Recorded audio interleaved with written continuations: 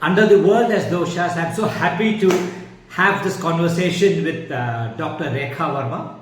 Okay, she's an expert in Stree Ayurveda, diseases and conditions pertaining to ladies' health.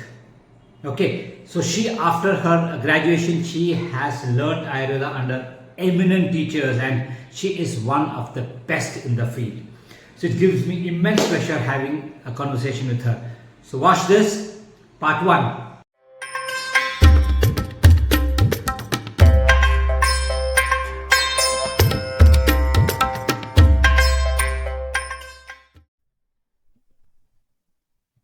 Hi, hello, Dr. Rekha. Good Hello, evening. good evening. Okay, so how are you doing? All good. All good. How are you, Okay, doctor? I'm fine. I'm fine. It's so nice to meet you. Yes. Okay, yeah. Dr. Rekha, I know her for probably more than a decade right now. Okay, so and she is one person who handles um, women's issues really well. So I thought we can have a great conversation with her.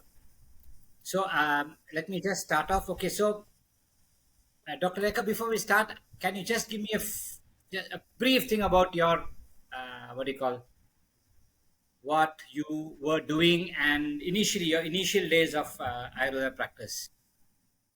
Okay, doctor. I completed my degree studies in 1993, and I was practicing inside and outside India and Kerala. And I was working with the centers called Vaidyaratnam, Kerala Ayurveda, and Kottakkal in different parts of India. Great. And I started working with an integrated approach to Ayurveda in Chennai almost 10 years, 14 years before, with another allopathic allopathic part hospital, Okay. where we were managing neuromuscular disorders. And I started practicing with Nagarjuna in Tripunithura, Kerala, almost 5 6 years before when we started here, and I'm here for the last 6 years. Okay. And of all, see, when in your initial practices, I don't think you were exclusively handling women cases, right? You were also handling No, men, I right? was managing both the male and female health conditions. Yeah. But then why did you suddenly probably shift to handling women cases? There are two reasons. One is I was so interested in women's health conditions, and more along with the physiological condition, I was more interested in the psychological imbalance women used to face during different phases of life. And while interacting with my women patients, I understood that they are having more of psychological problems along with the physiological problems. And I started studying them, and I understood they need more care, because that is a point where we have to stress that we need to give them more what you call a support mentally, along with the treatments which we are doing externally.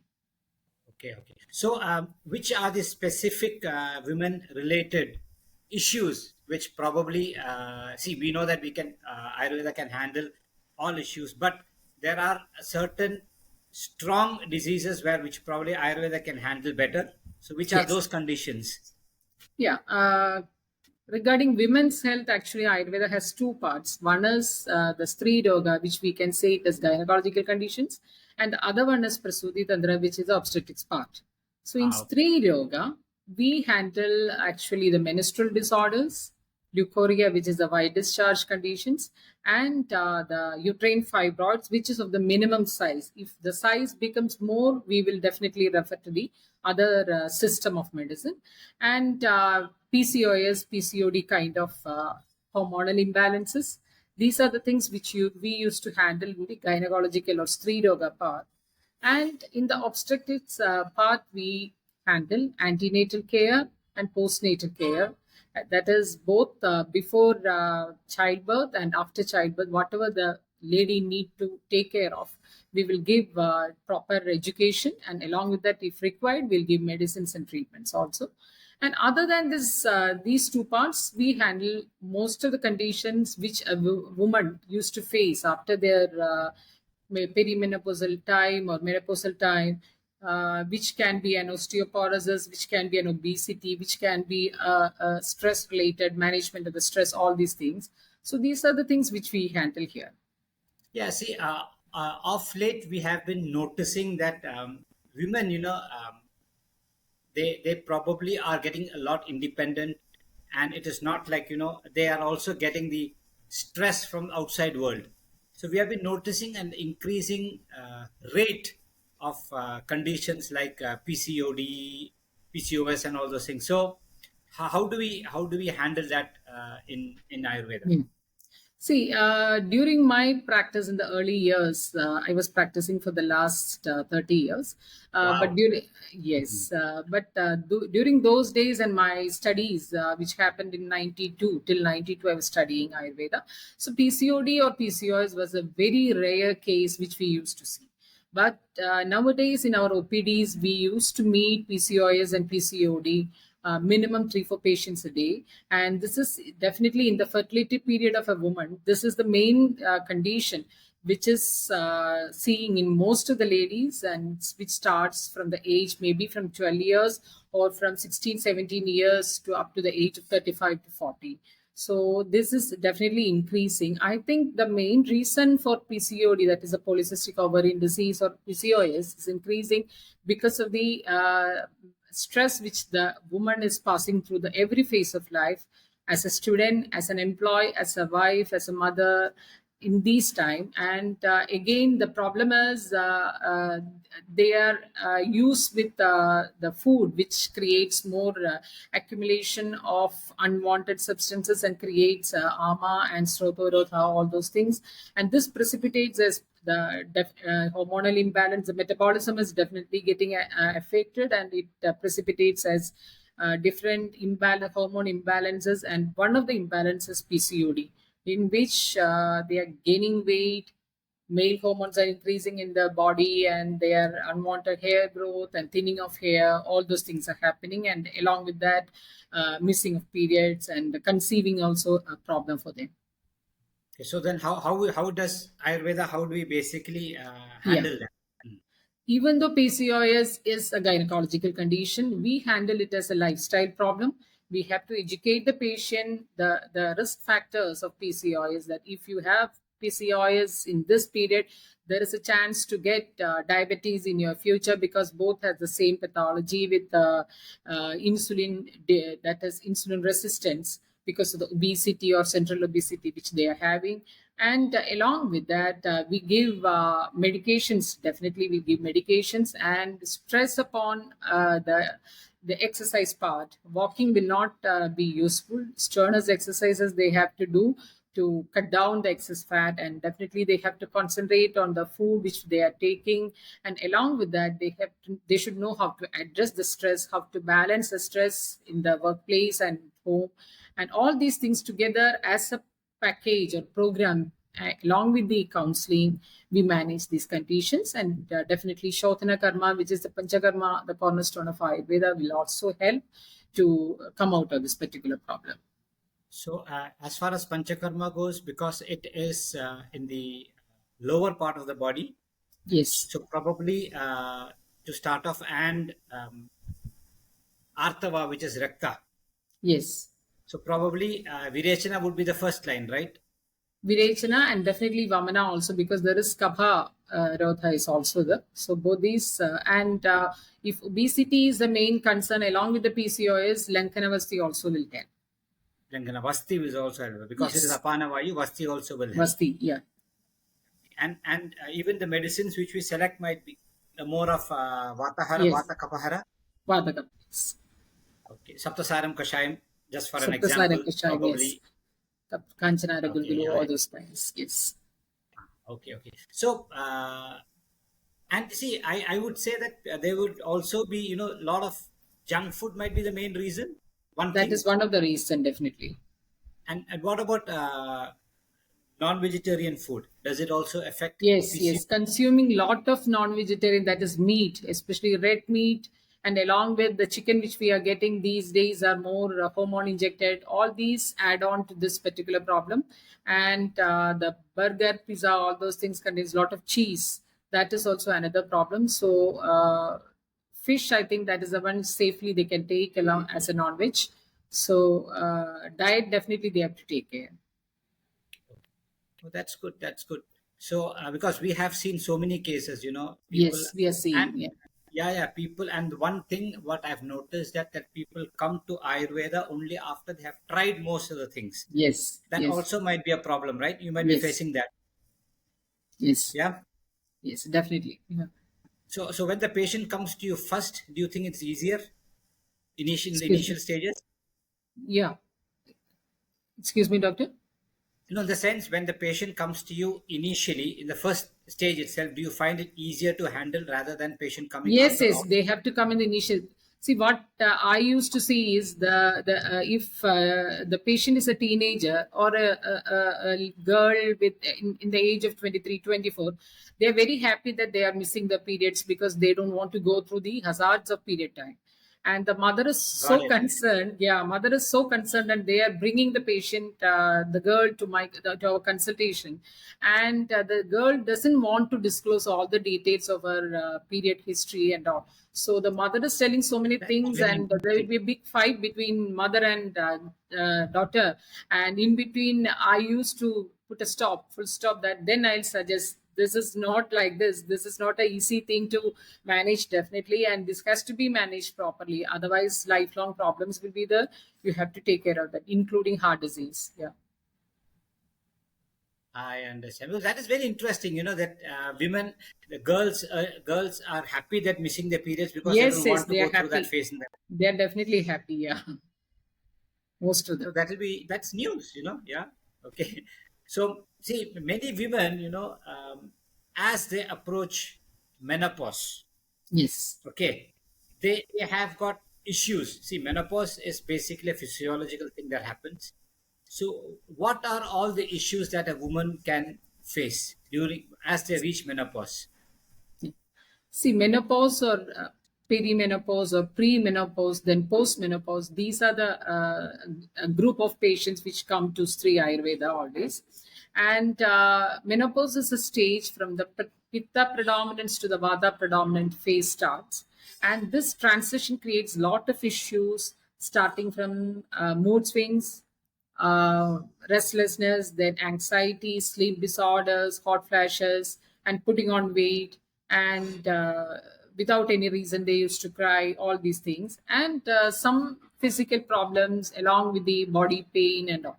So here, what we have to do is the first part is counseling the patient that they should understand, make them understand that this is just a phase of life which we have to go through Okay, in a nice way, and definitely Ayurveda can help them. And this is nothing to worry about this as a disease. And then we'll give medications, proper medications for that, and along with we can do okay, treatments with like abhyanga, takradhara, and styladhara, all those things, and pacify the aggravated doshas.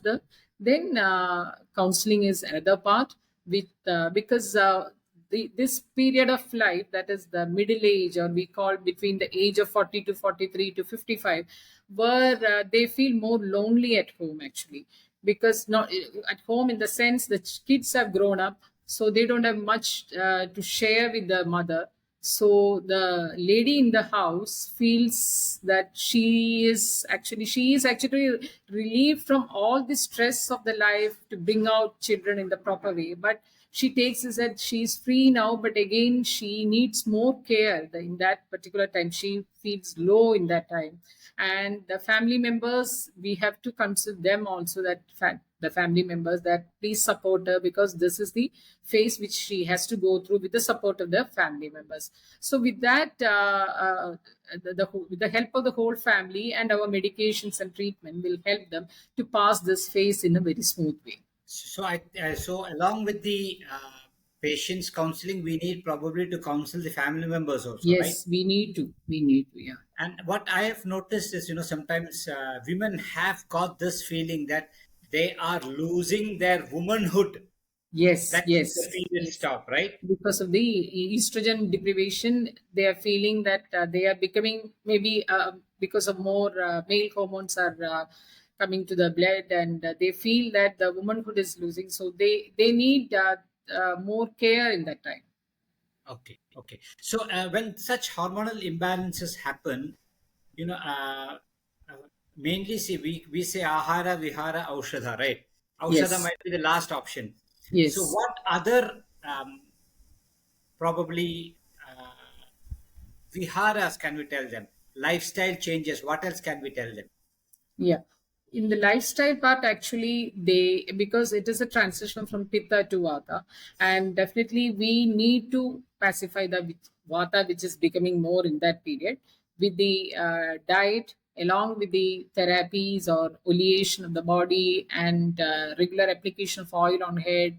All these things they have to follow, and the diet which they have to follow is one which is to reduce the vata, which is getting more, and the ginger, the sesame, which will help to improve the, which has the natural estrogen, so that will help to improve the a little bit of the phytoestrogen in the body. Actually. Ah, okay, okay. So, see, okay, now coming back to pregnancy, how does Ayurveda basically look, and how do we handle that phase during pregnancy? What are the do's and don'ts according to Ayurveda during the Yeah. time of the midwife? Regarding pregnancy care, that is the antenatal care, Ayurveda has its own way of practice. Definitely, Ayurveda is a way of practice.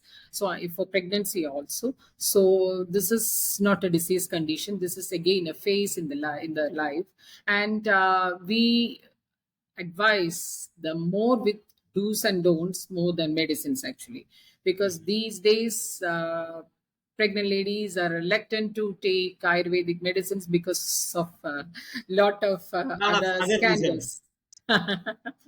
Okay, so do's, actually they have to eat a balanced diet, which should be freshly prepared, and which has to digest properly. So choose easily digestible food, especially in the initial months. Then second one is the sleep. They have to ensure proper sleep, and the third one, they have to they definitely they will be working. Most of them will be working, so management of the stress is another part, and the other one is while exercise, doing exercise is another one. If the doctor or the physician who's treating her has advised complete rest, she has to follow that. Otherwise, moderate household works she can do, and all these Okay, things she can do. okay, And okay. regarding, yeah. Yeah. So it is one other thing is that how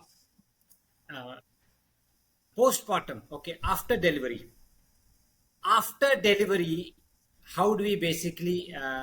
There are a lot of do's and don'ts which Ayurveda follows traditionally in Kerala, especially. Yes. So how do we basically handle that? Yeah.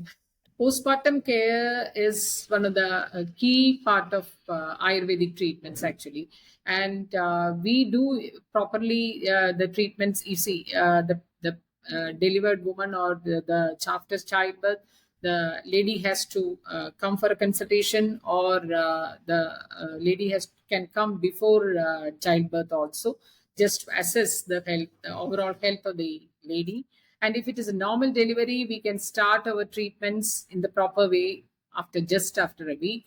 If it is a cesarean session, definitely she has to wait till the stitches are healed properly, because we have to take care of the infection and all those things. And we give medications depending upon the body nature of the lady. And along with that, diet is another part.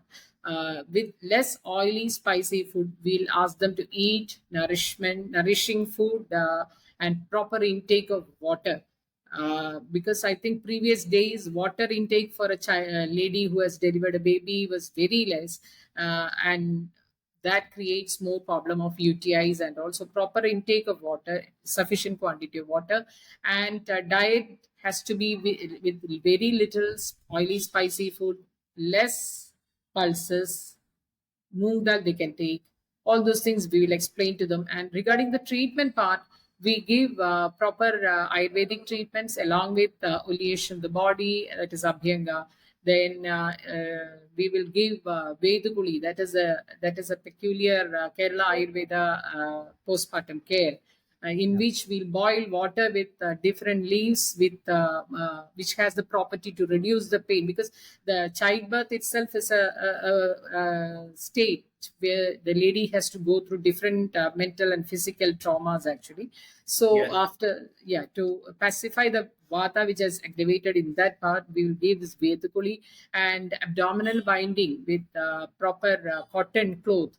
We do it to reduce the belly enlargement. Yeah.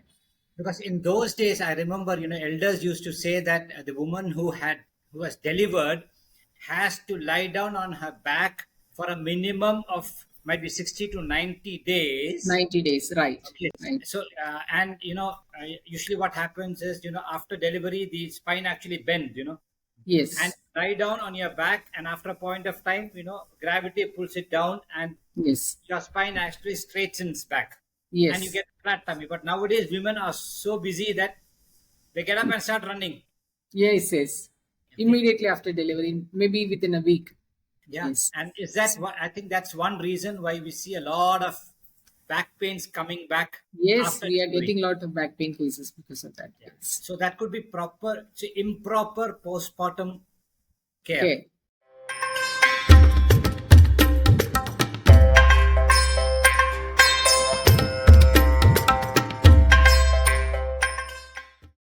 Hope you're enjoying this conversation.